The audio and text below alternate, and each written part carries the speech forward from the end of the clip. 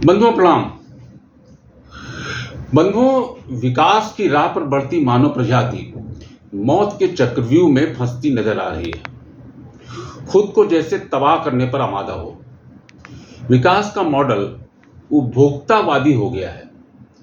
उपभोक्तावाद उसे विलासी बना रहा है। जितनी तेज गति से विकास हो रहा है, उतनी ही तेज गति से कार्बन उत्सर्जन से जलवायु परिवर्तन और जलवायु परिवर्तन से धरती की सतह का तापमान बढ़ रहा है, जिसका नतीजा यह है कि कहीं अधिक गर्मी तो कहीं अधिक बाढ़। रोजगार की तलाश में आबादी शहरों की तरफ भागे चली आ रही है और छत की तलाश में उतनी ही गति से अनियंत्रित अवैज्ञानिक शहरीकरण हो रहा है। पहले के वर्षों में हीट वेव विभिन्न चरणों में 2 या 3 दिनों के लिए चलती थी। जलवायु परिवर्तन का प्रभाव यह हुआ कि इस ग्रीष्मकाल में हीट वेव को 25 दिन से निरंतर बनी हुई है, चल रही है और अभी भी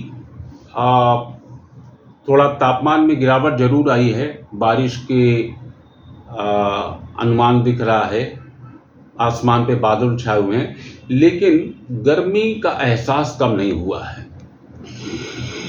इन हीट वेव में चलने से नतीजा ये हुआ कि मौतें भी अधिक हुई हैं और लोग बीमार भी अधिक हुए। केंद्र सरकार की अगर बात करें तो उसके आंकड़े बताते हैं कि इस वर्ष भीषण गर्मी और लू से देश भर में 110 मौतें रजिस्टर हुई हैं। ये सरकार के आंकड़े हैं और 40,000 से अधिक लोग बीमार पड़े हैं। राष्ट्रीय रोग नियंत्रण केंद्र ने अपनी रिपोर्ट में बताया कि यह संख्या देश भर के 46% हॉस्पिटल से मिले आंकड़ों पर ही आधारित हैं। 54% हॉस्पिटल से आंकड़े मिले ही नहीं। इसका मतलब ये कि मौतों का आंकड़ा और बीमार होने वालों की संख्या इससे कहीं अधिक है। इससे कई गुना अधिक लोगों की मौत अस्पताल पहुंचने से पहले ही हो गई है। गुरुग्राम, नोएडा और फरीदाबाद की बात करते हैं।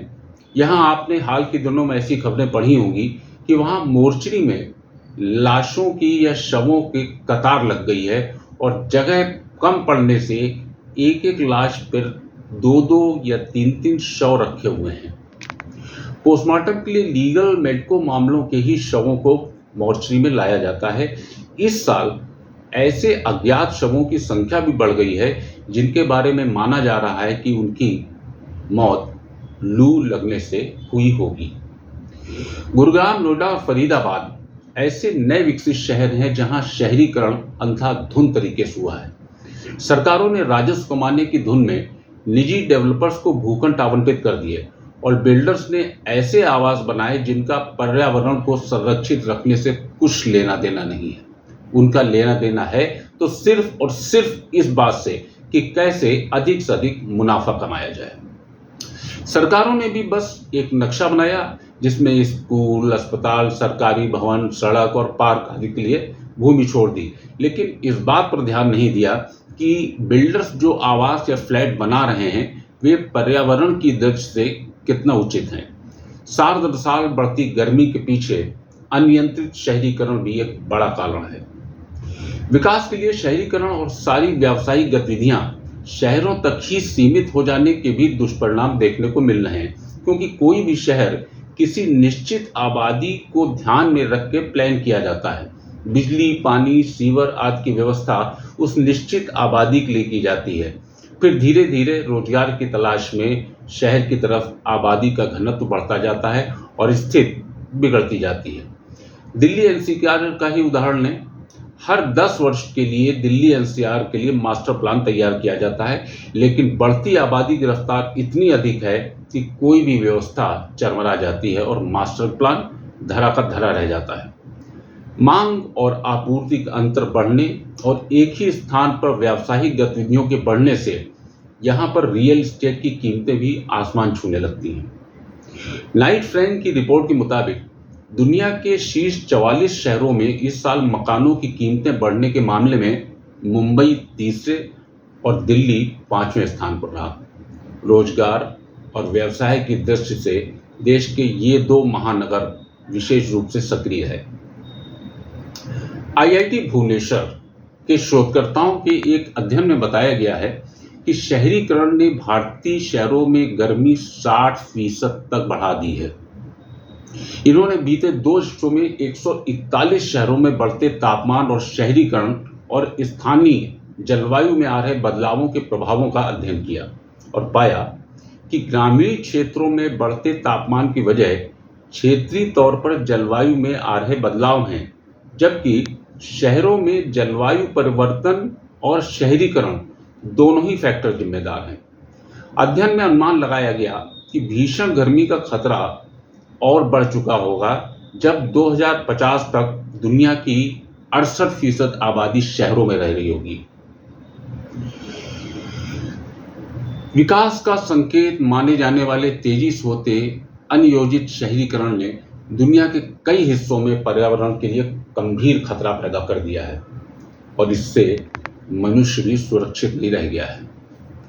विज्ञान और पर्यावरण केंद्र की महानिदेशक और पर्यावरणविद सुनीता नारायण का भी कहना है कि बढ़ते तापमान से निपटने के लिए आधुनिक शहरों के डिजाइन में पूरी तरह बदलाव किया जाना बेहद जरूरी हो गया है। हीट वेव आधुनिक कांच की इमारतों को भट्टियों में बदल रहा है।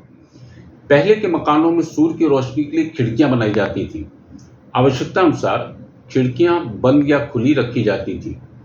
आधुनिक मल्टी स्टोरी बिल्डिंग में कांच वाले स्लाइडिंग गेट लगाए जाते हैं। कहने को तो इनसे फ्लैट में रोशनी भरपूर रहती है, लेकिन गर्मी में तापमान असामान्य रूप से बढ़ जाता है। कई व्यवसायी भवन तो चारों तरफ से शीशों से ही ढके रहते हैं। ऐसे में अंदर के तापमान को नियंत्रित रखने के लिए व्यावसायिक भवनों को सेंट्रली एसी बनाया जाता है और आवासीय फ्लैटों में एसी यूनिट लगाना अपरिहार्य सा हो जाता है। शायद ही कोई फ्लैट हो जिसमें एसी ना लगा हो। अगर 2 कमरों का फ्लैट है तो दोनों कमरों में एसी लगाना मजबूरी बन गया है। हर कमरे में एक एसी, मतलब जितने कमरे का फ्लैट उतने एसी।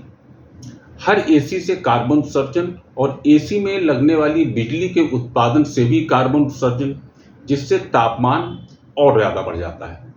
कुल मिलाकर हम शहरीकरण के ऐसे दुष्चक्र में फंस चुके हैं जहां गर्मी से बचने के लिए एसी और एसी से बढ़ती गर्मी।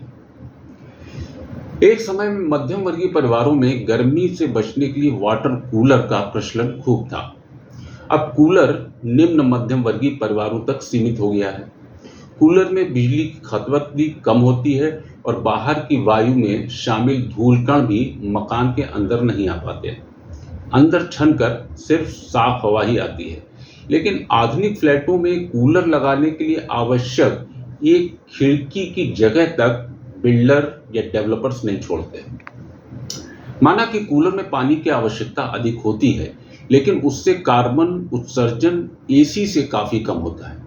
जब कार्बन उत्सर्जन कम होगा तो तापमान भी नियंत्रित रहेगा और ग्लेशियर के पिघलने की गति भी कम होगी। इससे क्या होगा?